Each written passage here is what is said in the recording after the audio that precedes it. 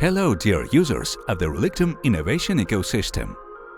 In this video, we will tell you how to find out your wallet number in the Relictum Pro node or your node ID. To transfer assets from your wallet to another wallet, you should know the recipient's wallet number. To do that, it is enough to know the recipient's node ID. In order to find out the ID of your node, you need to log into your account in the Relictum node application.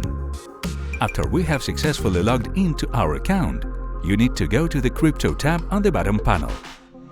You can find the ID of your node in the upper part of the application window, to the right of the text Full Account Balance in brackets. It consists of numbers. In case you need to find out your wallet number, go to the Crypto tab. Find the USDR Relictum USD in the proposed list. Click on it, then click on the Deposit button. In a pop-up window, you will be provided with your personal wallet number in the Relictum Pro blockchain. This wallet is the same for all tokens within the Relictum blockchain. Congratulations! Now you know your node ID and your wallet number.